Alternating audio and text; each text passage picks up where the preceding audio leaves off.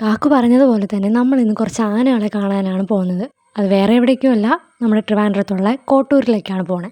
ഇതിനു മുമ്പും ഞാനിവിടെ വന്നിട്ടുണ്ടെങ്കിലും പക്ഷേ ഇത്രയും നവീകരിച്ചതിന് ശേഷം ഞാനിത് ആദ്യമായിട്ടാണ് ഇങ്ങോട്ട് വരുന്നത്.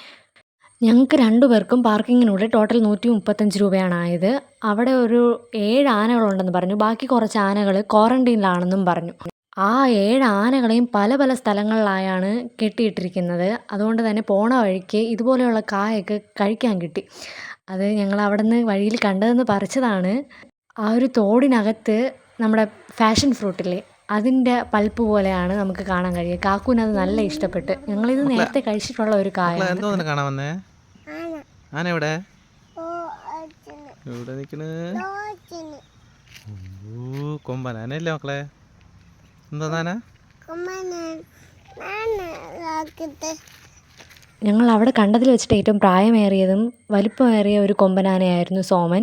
84 വയസ്സ് പ്രായമുണ്ട് കേട്ടോ. കാക്കു വളരെയധികം എൻജോയ് ചെയ്തു ഈ ഒരു ട്രിപ്പായിട്ട് കൂട്ടാൻ പറ്റില്ല. ഞങ്ങൾ ജസ്റ്റ് വെറുതെ ഒന്ന് പോയി കണ്ടു. വീടിനടുത്ത് തന്നെയാണ്, ഒരു 10 കിലോമീറ്ററിനകത്തേ ഉള്ളൂ ഇത്.